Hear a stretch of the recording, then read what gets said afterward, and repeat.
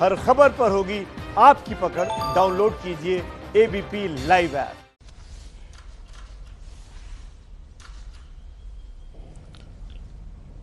Honorable Reverend Dr. Joseph Mar Thoma, Metropolitan, revered fathers, distinguished members of Mar Thoma Church, it is my great privilege to address this august gathering. We have gathered to mark the special occasion of the 19th birthday of most revered Dr. Joseph Mar Thoma, Metropolitan. I convey my greetings to him and I wish him a long life and best health. Dr. Joseph Mar Thoma had devoted his life for the betterment of our society and nation. He has been particularly passionate about removal of poverty and women empowerment.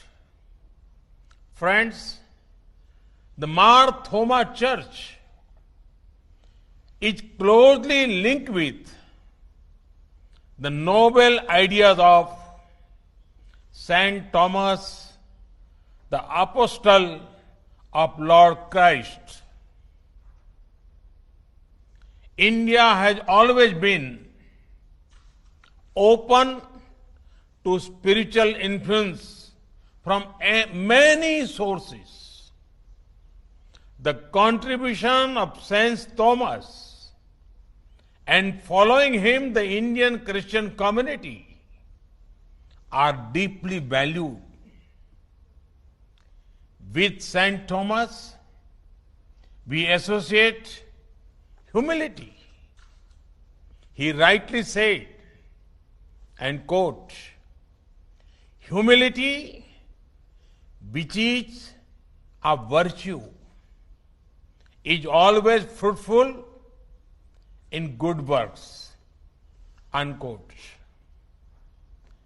It is with this spirit of humility that the Mar Thoma Church has worked to bring a positive difference in the lives of our fellow Indians. They have done so in areas such as healthcare and education. Saint Thomas was blessed with immense wisdom.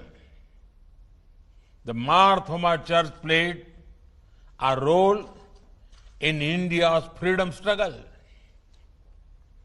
The church was at the forefront of working towards national integration. This church fought the emergency. It is a matter of immense pride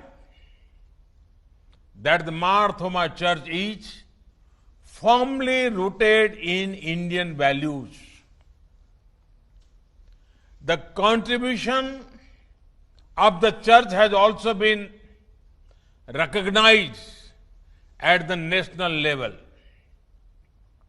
The former Metropolitan of Mar Thoma Church, Philippos Mark Chrysostom, was confirmed with the Padma Bhushan in 2018. He inspires many. Friends, the world is fighting a strong battle against a global pandemic. COVID-19 is not only a physical sickness, that is a threat to lives of people. It also takes our attention to unhealthy lifestyles. A global pandemic implies that humanity as a whole needs healing. Let us do everything possible to further harmony and happiness in our planet.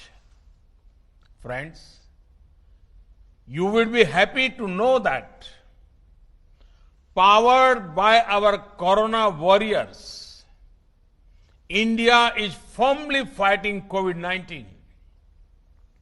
Earlier this year, some people had predicted that the impact of the virus in India would be very, very severe. But due to lockdown and many initiatives taken by the government, as well as a people-driven fight, India is a much better place than many other nations. India's recovery rate is rising. Any loss of life is unfortunate due to COVID or otherwise. However, India's death per million due to COVID is under 12. To place this in a context, the death rate in Italy is 574 per million. The figures in America, Britain, Spain, and France are also much higher than India. Lakhs of villages, home to 85 crore people, remain almost untouched by coronavirus. Friends, a people-driven fight has given good results so far, but can we let our guard down? No, not at all. In fact, we have to be even more careful now. Wearing masks, social distancing, 2 गज की दूरी, avoiding crowded places, regular hand washing, these remains important. At the same time, we have to focus on economic growth and prosperity for 130 crore Indians. The wheels of trade and commerce have to move. Agriculture has to flourish. In the last few weeks, the government of India has addressed both short-term and long-term issues relating to the economy. From the sea to space, from the farms to the factories, people-friendly and growth-friendly decisions have been taken. The call for Atmanirbhar Bharat, self-reliant India, will ensure economic strength and prosperity for every Indian. A month ago, the Union Cabinet cleared the Pradhan Mantri Matsya Sampada Yojana. This scheme is going to transform our fisheries sector. with an investment of over rupees 20,000 crore. This scheme seeks to boost the sector. The aim is to also increase export earning and provide more employment to over 55 lakh people. We want to ensure better technology, infrastructure, and making value chain stronger. I am confident my fishermen, sisters and brothers in Kerala will gain from this scheme. Friends, historic reforms have been undertaken in the space sector. These reforms will ensure greater use of space assets and activities. Access to data and technology will improve. I see several youngsters in Kerala and particularly in South India taking a keen interest in science and technology. They will gain from the reforms.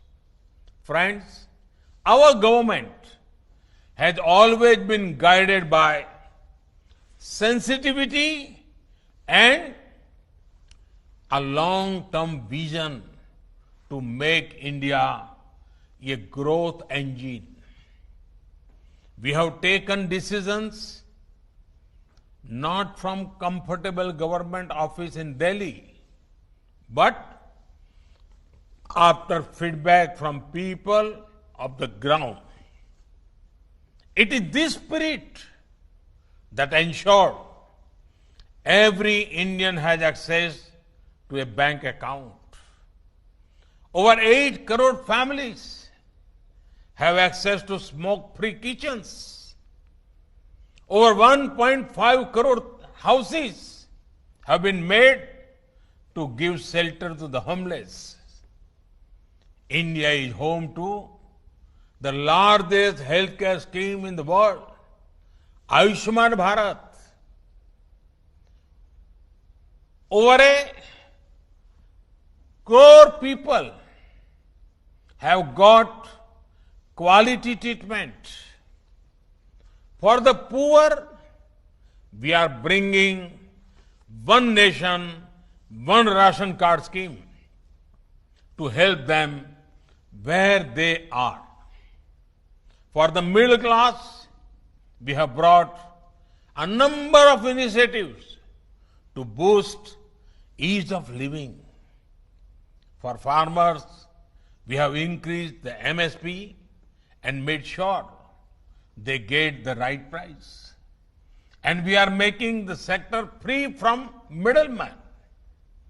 For women, we are ensuring that their health care gets due attention via various schemes and their career path is not compromised by ensuring extension of maternity leaves. The government of India does not discriminate between faith, gender, caste, creed, or language. We are guided by the desire to empower 130 crore Indians, and our guiding light is the Constitution of India. Friends, the Holy Bible talks extensively about togetherness. Now is the time to join ranks, work together for the advancement of our nation. Think of this. How can our actions contribute to national development? Today, India is saying we will produce locally and also buy local products. This will light the lamp of prosperity in the homes of many. There are many ways to strengthen our nation. The Mar Thoma Church, in line with its values, will surely rise to the occasion and play a key role in India's growth trajectory in the times to come. Once again, I convey my greetings to Honorable Reverend Dr. Joseph Mar Thoma, Metropolitan. Thank you all. Thank you very much.